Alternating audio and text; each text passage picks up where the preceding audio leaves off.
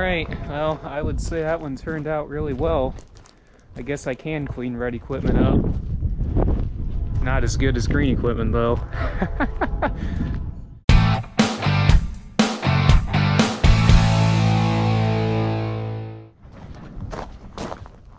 Well, that's not Goliath. What the heck do we have here? A case 7240. What in the world are we doing with this?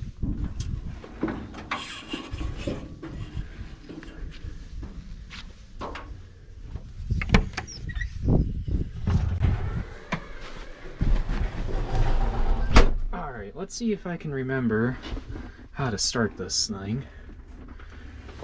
Oh yeah, that's right, key's back over here. God, this is so much weirder compared to our 690. Welcome back to Werner Farms, guys. No, this is not our combine. This is the neighbor's combine. What the heck? I hate that monitor already. Wow. Oh, memory device not detected. Alright, okay. So, I am washing... Shut up! I am washing, blowing off and washing the neighbor's combine. Dad is hooking the 730 up to the air compressor, and I am going to get this thing into position, get this thing blown off over here, and the dog is taking a dump right where I'm going to be turning the combine. Gosh darn it. So I'm going to get this moved to where I want it, and how do I unset the parking brake here? There we go. So I'm going to get this moved into position, get this blown off, then I'll take this over to the farm, and I guess I'm detailing the cab, pressure washing it, and hand washing the outside of it. So I'll get all that done today, and I doubt it if I'm going to do it today. What in the world? I'll be washing his corn head as well. I don't think the grain head, as far as I know, but definitely the corn head more likely. Not today, I'm assuming more likely tomorrow. Okay, I've never driven a case combine before, but I am honestly very impressed, one, how extremely quiet this combine is, and how smooth the hydrostat is on this compared to our 690. The steering on this is very responsive and smooth. The hydrostat is incredibly smooth, and the noise deadening in the cab is unbelievable. I mean, you can hardly hear the engine running whatsoever. I'm pretty impressed. I mean, I'm not liking the monitor whatsoever. I know a lot of guys tell me that run case combines or have experiences with these monitors that are like, my God, that monitor is very noisy. And yeah, I agree. I'm not very impressed with the monitor, but very impressed with the combine overall. I mean, like, I wouldn't mind trying one of these someday, but the neighbor showed me everything as far as unfolding the grain tank, how you swing the auger out, as far as you gotta have the grain tank unfolded to swing the auger out, which is kind of interesting. And also the button for the grain tank, basically all the buttons that I would need to know if I would need to run it or anything. So it's kind of interesting. Some similarities compared to between our combine and this combine, but a lot of differences as well. Yeah, I can't believe how smooth this hydrostat is. I mean, it's just a little bit jerky, but ours is not as jerky. Ours is a heck of a lot more jerky than this, so really impressed about that. That's right, it's back here. I'm always confused about that. So, grain tank is unfolded. Should be alright. Alright, let's blow this thing off. So, there should be a latch. Oh, so it just pulls. Oh, that's pretty cool. Alright, so I'm guessing this flips. There's a latch somewhere, I'm guessing. What am I missing? Oh, alright. I'm gonna have to set you guys down. Alright. Just like that.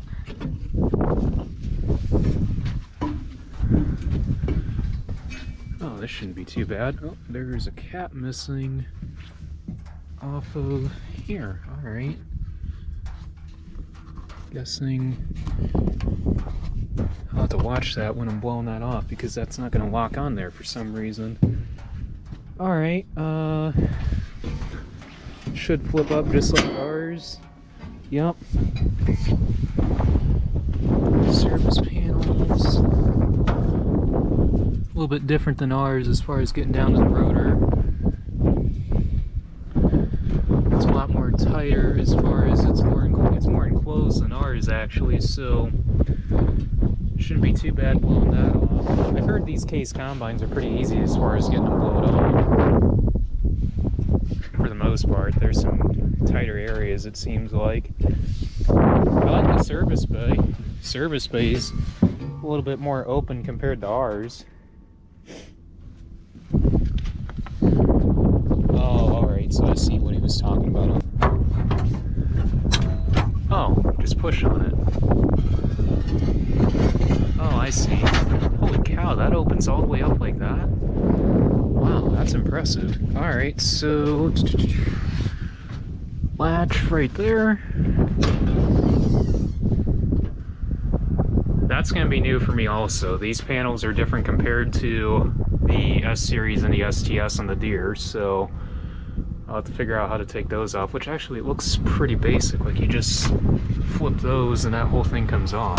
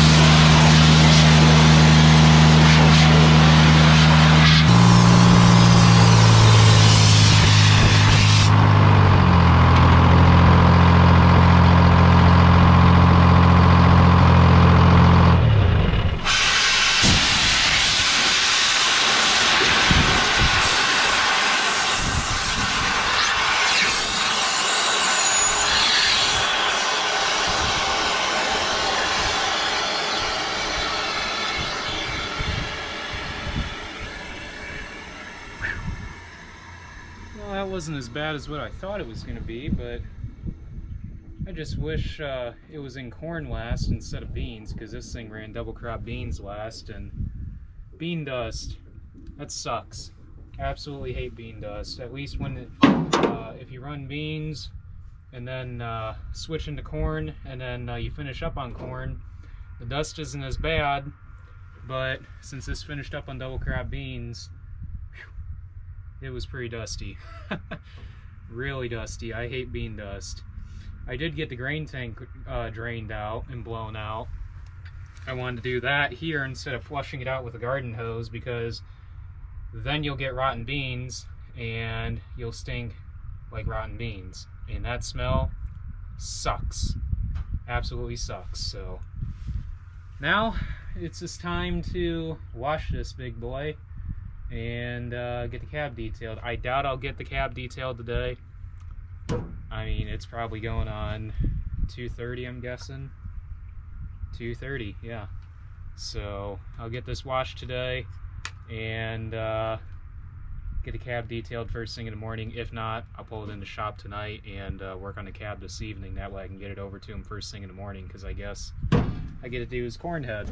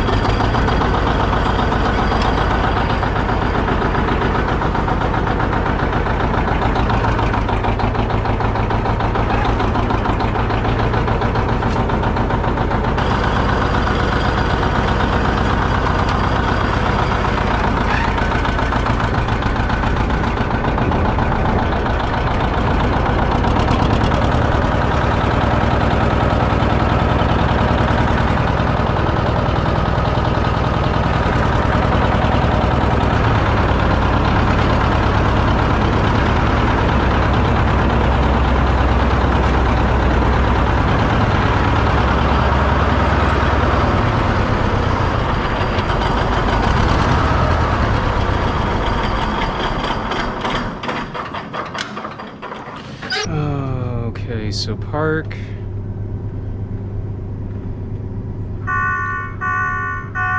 And we're gonna shift. Alright, quiet down.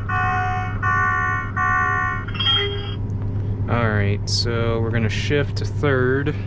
Oh, so it puts you in park again. Alright. So we're in third.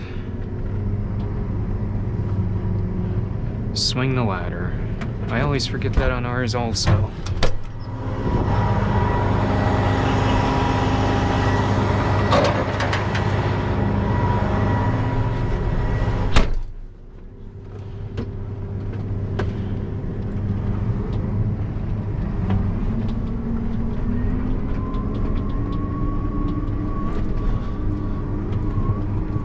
Crap, I forgot how, what do we need to do? Oh, throttle. That's a little bit different compared to ours. That's really different compared to ours. I'm used to how hard ours rides down the road with those big floaters with when you get flat spots in the tires from its setting. But with this, I mean, I guess it's probably because I haven't run a combine with duals in a while, but I'm really impressed on the ride. I mean, it's really smooth. I mean, that's one disadvantage that we have with our floaters, but I probably won't ever go back to duals after running our combine with floaters. John Deere is coming out tomorrow to hopefully fix the 8530. That's been a week and a half, I think, on that. The problem is, gosh darn it, now I can't move that tractor. I'm gonna have to move the green truck. Well, I should shift.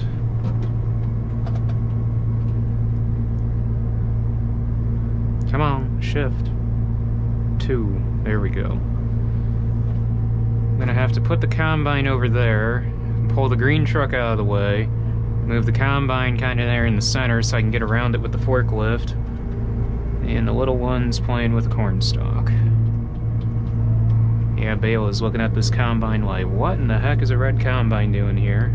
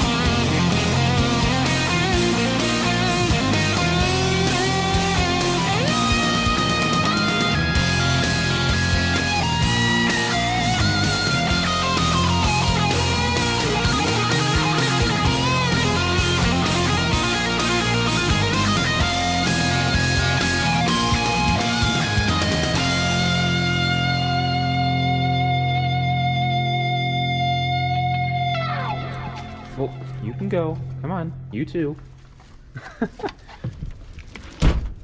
Wow. That's one shiny red combine. Not quite shiny enough though. Needs to be scrubbed down and cab detail, which actually that's what I'm going to be doing this morning, is getting the cab detailed, get that pulled around up here, and then after I get the cab detailed, scrub the whole thing down and get the corn head over to our house, get that blown off, bring the corn head over here, get that pressure washed, and call this project done. Alright, so I got the cab detailed. I'll show you guys what that looks like. John Deere just literally left and figured out what was going on with the 8530, and I was right.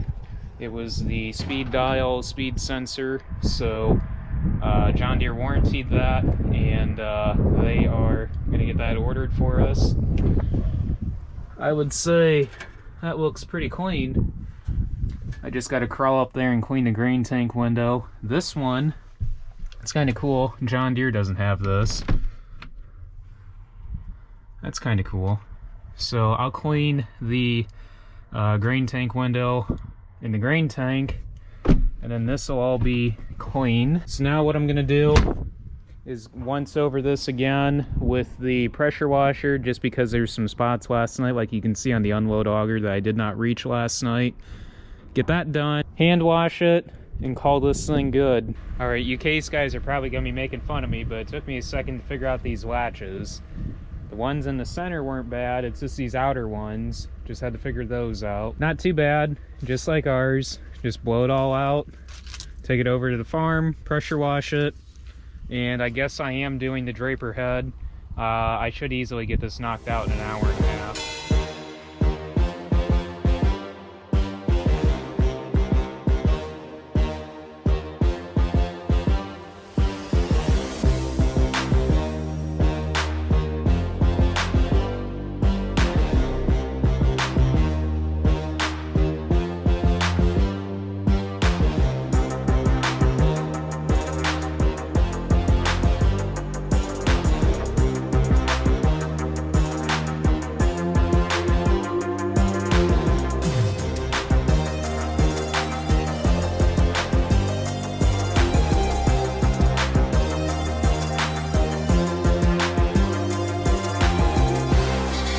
I'd say I'm getting some good practice at cleaning up red paint.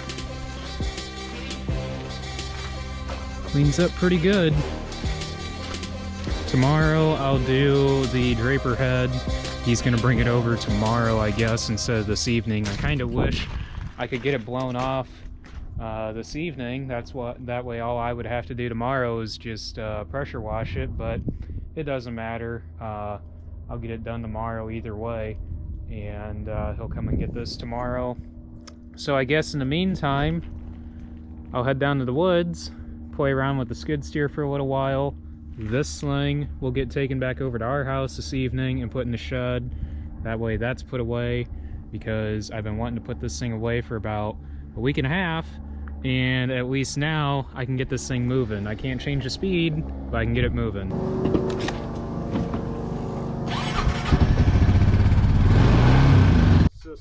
End of it, and I was kind of under the idea that maybe being we were irrigated, that you wouldn't see near the cyst pressure. I go, now that I know what the treatments are, I go, I can go to my customers and say, this is what we've seen on my farm. I go, until right now I didn't know what the treatments were. Well, I mean, if there's what, a 3 bushel difference between high rate of Olivo and Sultro, I mean, that's huge. I mean, at $10 beans, I mean, my God. I mean, with high rate of Olivo being the top of the plot, I mean, that's impressive. So Dad was on a phone call with some heads of Pioneer with the seed treatment division. They wanted him on the conference call because we were part of the seed treatment plot, and what treatment actually topped the plot was high rate of Olivo. Those of you that don't know anything of what I'm talking about as far as from a non-farmer standpoint, I'm really not going to get in too far in depth on what I'm talking about, because it's a little bit hard to understand, but for those of you that know what I'm talking about as far as cyst nematode pressures in soybeans, this area is probably the hottest pocket in the U.S. for cyst pressure for soybeans, and high rate of Olivo topped the plot. Sultro was actually 3 to 4 bushel behind high rate of Olivo, and PPST was, I believe, the second lowest, I believe, so Pioneer Premium Seed Treatment. It's pretty interesting because let's just say you have a field that it does not have a severe issue with sudden death, but is a extreme high pressure area for cyst nematodes.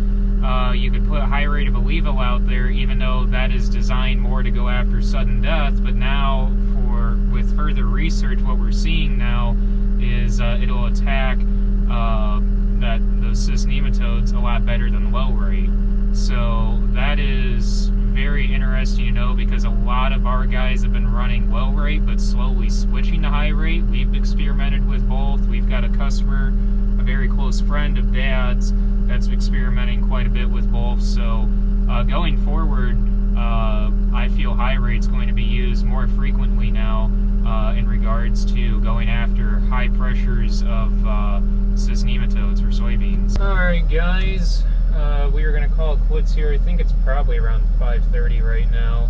I just got about half of this leveled up, so I'll finish this tomorrow. And yeah, so I don't know if I'm doing the Draper head tomorrow or not. I don't know. That's really up to the neighbor. So as far as I know, tomorrow I'll get the rest of this other half leveled up, and this project will be completely done. Anyways, thank you guys for watching. Don't forget to like, comment, and subscribe down below. Don't forget to follow me on Instagram, Facebook, and Snapchat. And I will catch you guys in the next video. Thanks for watching.